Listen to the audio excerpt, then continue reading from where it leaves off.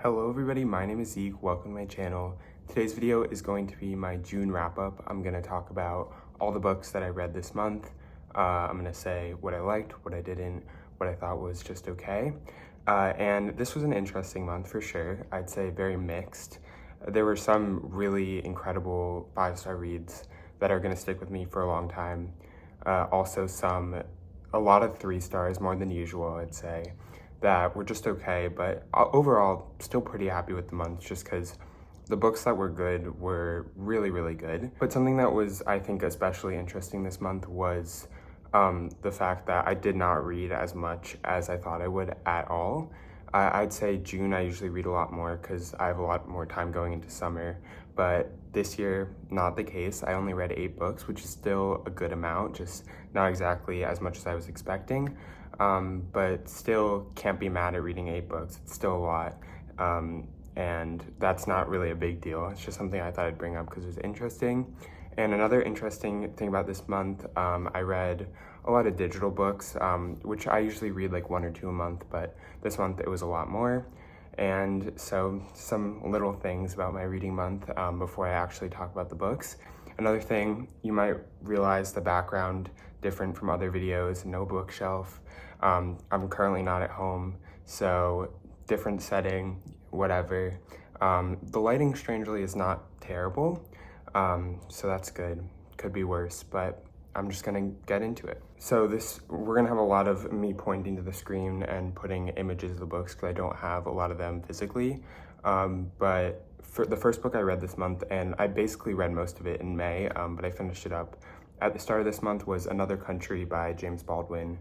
Something I had been looking forward to reading since I read Giovanni's Room, I think last year, at the fall of last year. And this is a really long book comparatively to Giovanni's Room, but it's still very well regarded, very well known. And this was just an extraordinary book. It's really hard for me to actually explain, but basically throughout the book we get different perspectives, all centered around this one character who we got the perspective of at the beginning. I don't want to go into too much depth, but there is one event that happens to this character that kind of sets the stage for everything else that happens between kind of these groups of friends and acquaintances in New York City, and one coming from Europe back to New York City. And just lots of discussions of sexuality, of race, of gender, where all of that intersects. And just really ahead of its time, I'd say. Obviously, you can tell that it was not written like in the current day, but just really ahead of its time in these discussions, and just really interesting to read and really beautiful writing. I mean, James Baldwin is known as a really great writer, and just blew me away in every way. It's really hard to kind of explain what it's about without reading it, but it's very character focused, very focused on the relationships between these characters, and I would highly recommend. But it's definitely something that you have to like really take your time with, really just get into it. It's slow at points, but I feel like if you really care about these characters, and you'll care about the characters, they're really well written, you really get a lot out of these relationships and these discussions. And so that's why I gave it 5 stars, and I think I actually liked it even more than Giovanni's Room. I thought it was just really incredible. The next one I read was a little less good for me. This was Paradise by Fernanda Melchor, and I'd say this was something I was really anticipating because I read her other book that was translated to English, Hurricane Season, earlier this year, and that was incredible, that I gave 5 stars to. You should definitely check that out and read more about it if you're interested. Not that you know much about it without me telling you, but I read this other book that I think was translated more recently, and I gave it 3 stars just because this one was basically kind of mystery focused. I mean, we knew something bad was gonna happen. It's focused on this gated community type situation. We're following this one teenager, young man, who's kind of in a really bad spot. He works at this community, he's mistreated by his boss, and his home life is terrible. There's weird stuff going on with his cousin who lives with him, which was really not it. And also, we also follow a kid within this gated community who's like just really terrible kid, creepy, weird, obsessed with this other woman who lives in the community, and just we build to this point where this incident happens, and it's all about getting to that incident based on these characters interacting. The guy who works at the community becomes not friends, but kind of uses this other kid for his own gain, to get drinks and to just have someone to talk to, really, but he doesn't really enjoy his company. And I don't know, I think it was incredibly written, and like the themes, the discussions of like wealth and sexual violence and stuff like that were really well explored, but I think the story itself just really let me down. I didn't think it was really as complex as I wanted it to be, and it wasn't bad, it just kind of disappointed me after reading something like Hurricane Season, which is a very short, like this book. They're both very short, but much more complex and much more layered, in my opinion. So I just gave this 3 stars, and I definitely recommend reading Hurricane Season if you want to read a book by her before reading Paradise. The next book I read was Eve's Hollywood by Eve Babbitt. I have some tabs here that are just from different, I think, quotes I liked, just things I found interesting. And this, honestly, I expected a little more from this. I know I keep referencing other books I've read by these authors, but it's important because it gives a little perspective. But I read another one of her books earlier this year that I knew was kind of less popular than this one. I think this is one of her most popular books. And I enjoyed that quite a bit, but I was like, okay, I already enjoyed this. This is gonna blow me away if it's like her best or most popular. And I don't know, I feel like the stories in this were shorter. They were little snapshots, whereas the other book I read, it had like 9 stories and it was around the same length, and this had like 25, let's say. So I just felt that it was lacking a little with the depth that some of the other stories explored.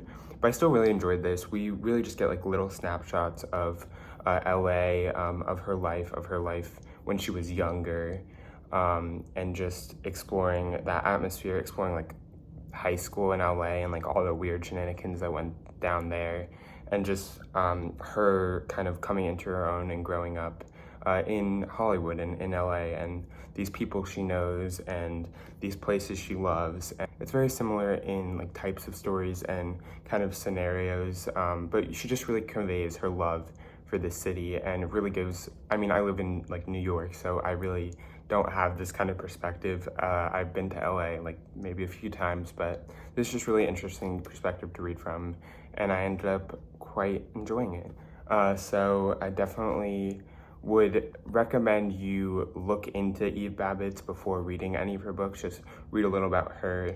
And I don't really know where the best place to start is, but I give this 3.5 stars, and I'd say it was pretty good I'd probably, if I could go back, I'd start with this before reading the other book that I read, which was Black Swans.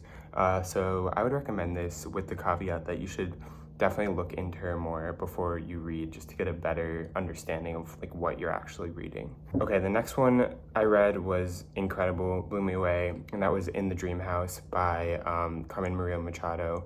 This is a memoir, but it's not like really a traditional memoir. It's very experimental structurally, and also with the content and how it kind of presents the content. And it follows a queer woman well, the author is the woman, in an abusive relationship, kind of the build up to this relationship, her reflecting on being in the relationship, peppered with anecdotes. Also discussions of just actual like theory and discussions of abusive queer relationships within like academia and outside of just her personal experience, and how limited that is, and what literature there actually exists on that. And it's just a really kind of cool and interesting blend of all these different things that really come together to tell a heartbreaking story of this abusive relationship, but also just an incredibly well put together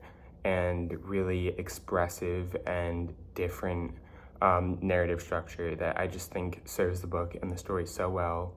And I'm so glad I finally read this. I've been wanting to read it forever, and I was just really, really impressed, because I knew going in that it was going to be not really traditional memoir, and that's why I wanted to read it so much. But it just blew me away with kind of the experimentation and the ways that she kind of melded all these like nonfiction references and anecdotes and reflections into something that really felt really meaningful, both to her and for me as the reader. So I gave this 5 stars. This is something I'm gonna remember and stick with me for a very long time. And I think everyone should read this book, regardless of whether you think you like memoirs. Highly, highly recommend it. The next book I read was 7 Empty Houses by Samantha Schweblin. I don't think I have a lot to say about this.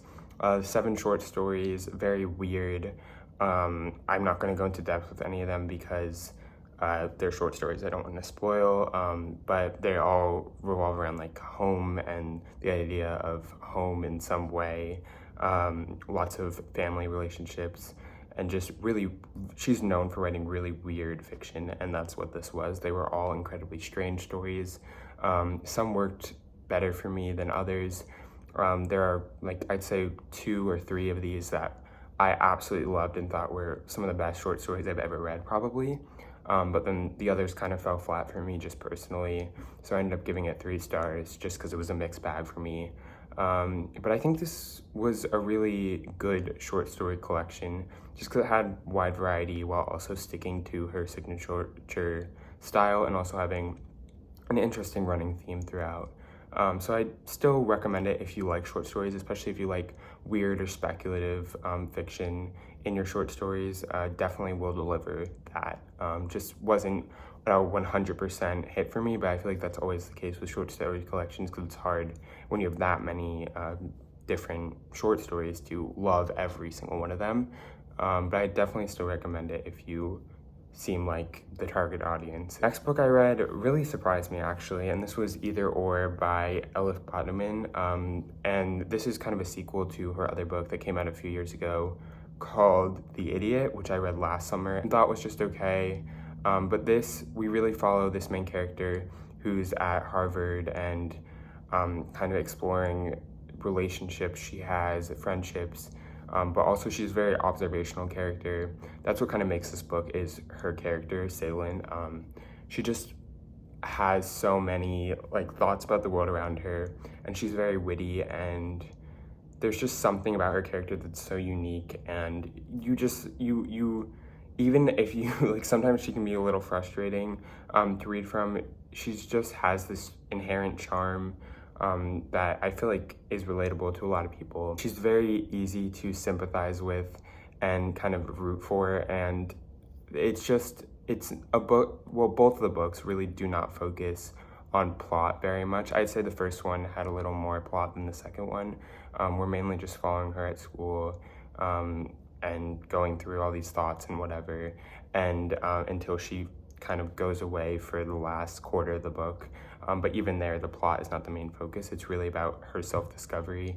And this book, Either Or, was peppered with literary references, really in-depth analysis of the works of like philosophy and science and stuff related that actually ended up relating a lot to her life.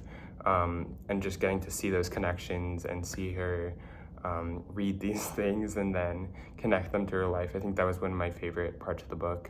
And my problems with the first one were kind of pacing based, and this one didn't have better pacing. Like, it's still really slow, but I think I was just in the right mood to read it, and I ended up really loving it a lot more than I did the first one, which makes me want to reread the first one for sure at some point, but we'll see if I ever actually do that. But I gave Either Or 4 stars. Highly, highly recommend reading this duology. I don't know if there's going to be a third book, but just really unique character. And I think this could be like an all-time favorite for a lot of people. And I think it is an all-time favorite for a lot of people. So I gave that 4 stars. Really, really good. This next book actually like ruined me. This is Beloved by Toni Morrison. I love Toni Morrison. This is the 4th book I read by her. This is probably her most popular and critically acclaimed book that I somehow just hadn't gotten to. And I ended up giving this 5 stars because I think this is definitely her weirdest book that I've read, which actually surprised me for how popular it is. But we're basically following this woman, Setha. She escaped from slavery. She brought her kids with her. But then there was this incident where something happened with one of her little kids that she was involved with that has kind of made her house house is haunted by the death of this kid, and the only kid that remains with her, the only people in her house at this point, are her and one of her remaining children. The others have all kind of abandoned her for various reasons, and the story kind of kicks off with the return of a man from her past life while she was enslaved. And it's just, I don't want to go into too much depth because I don't really want to spoil things, even though it's kind of obvious what actually ends up happening. But we are just exploring the trauma that slavery inflicted upon Black people, and just the absolute like emotional and physical decimation of every aspect of Setha's life through this, and also through her children and through what ends up happening in this book.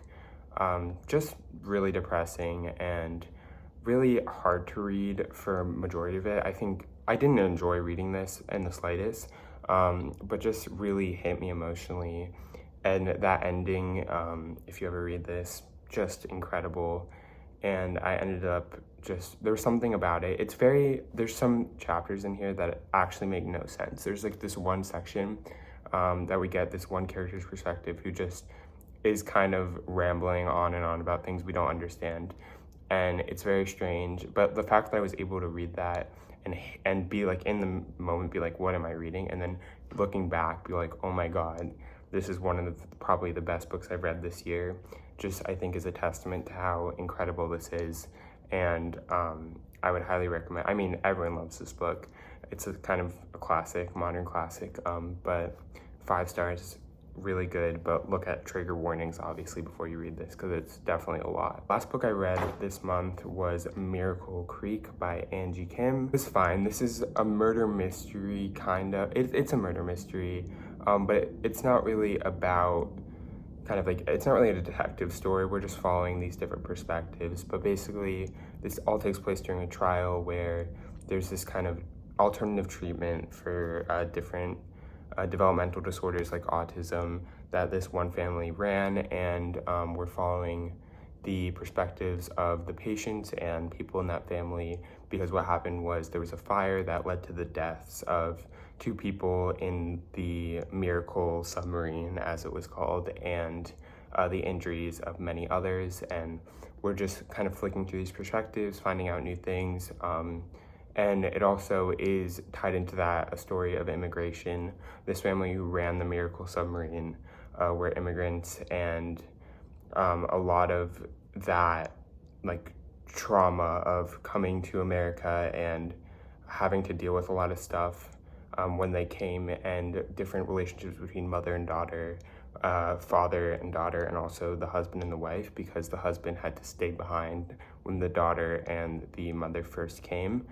Just kind of the weird dynamics that created lead to a lot of the mystery in this book and the problems that arose during this book.